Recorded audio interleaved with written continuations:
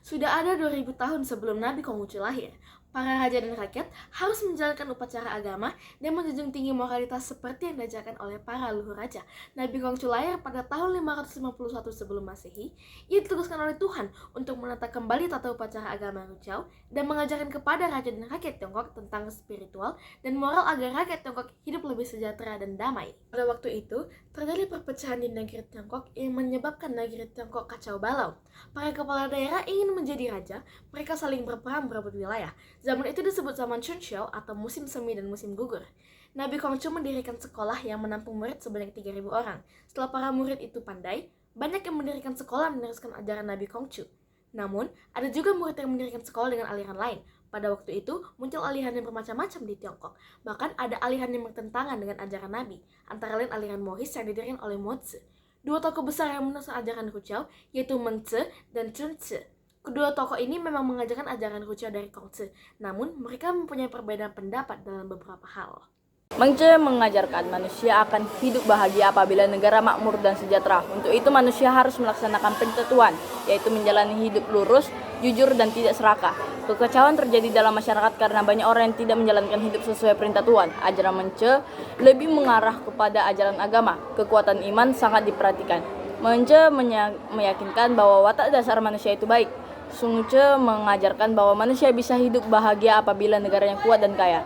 Untuk mewujudkan negara yang kuat dan kaya, perlu dibuat undang-undang yang berlandaskan cinta kasih dan keadilan dan ditentukan sistem kemasyarakatan yang jelas. Rakyat perlu dididik untuk hidup sesuai dengan sistem kemasyarakatan yang ada. Ajaran Sun Tzu lebih mengarah kepada filsafat Konfusianisme. Sun Tzu tidak yakin bahwa watak dasar manusia itu baik, maka dia menyarankan adanya penegakan hukum yang serius agar rakyat hidup lurus dan benar. Konfusianisme ada di Indonesia sejak abad ke-17. Karena dapat kita lihat di Pontianak, terdapat bangunan tua sebagai tempat pemujaan bagi Konfusius. Pembentukan agama Konghucu di Indonesia dimulai dari gerakan pada akhir abad ke-19, yaitu pembentukan Kong Kao Tiong Hue atau Persatuan Masyarakat Konghucu di Bandung pada tahun 1923. Pembentukan Kong Kao Tiong Hue merupakan gelombang kedua dari gerakan Konfusianisme di Jawa. Gelombang pertama diresmikan pada tahun 1901 dengan membentuk Tionghoa Kuen Kuan Batavia atau Asosiasi Tionghoa Batavia. Pada tahun 1955 dibentuklah Dewan Tertinggi untuk Agama Konghucu di Indonesia atau yang biasa disebut dengan Matakin atau Majelis Tinggi Agama Konghucu. Pada saat itu, masyarakat Tionghoa ini merumuskan ajaran, praktik, dan tradisi dari agama Konghucu di berbagai wilayah di Indonesia. Keberadaan Konghucu awalnya belum jelas dan membingungkan, karena Konghucu belum dianggap sebagai agama resmi di Indonesia. Konghucu pada saat itu hanya dianggap sebagai sebuah kepercayaan dan kebiasaan tradisional dari orang-orang Tionghoa. Konghucu memperoleh pengakuan resmi sebagai agama dari pemerintah di Indonesia.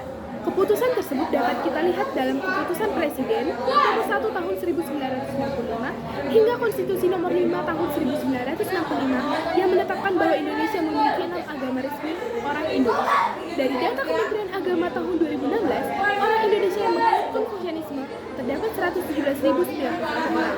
Selama Orde Baru, penganut agama Konghucu menurun drastis karena semua kegiatan keagamaan Konghucu sangat dibatasi dan bahkan dilarang oleh pemerintah. Akibatnya, banyak orang yang memilih untuk berpindah kepercayaan yang pada saat itu diakui oleh pemerintah karena tidak ingin dianggap ateis atau orang yang tidak memiliki kepercayaan. Lalu pada zaman Orde Reformasi, Konghucu mulai mendapatkan pengakuan identitasnya kembali.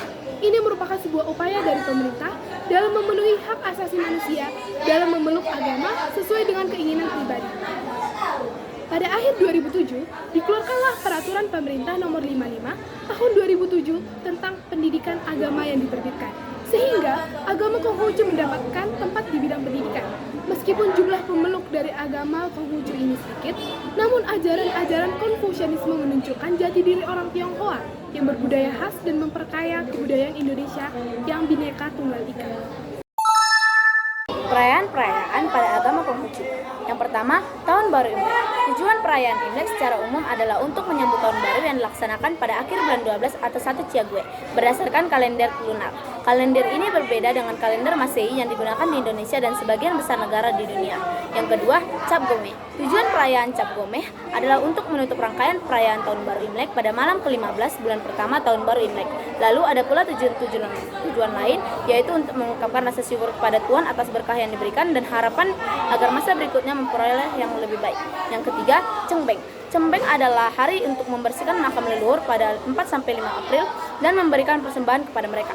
Perayaan ini juga merupakan momen untuk berkumpul bersama keluarga dan kerabat untuk mengenang leluhur mereka. Yang keempat, Pehcun.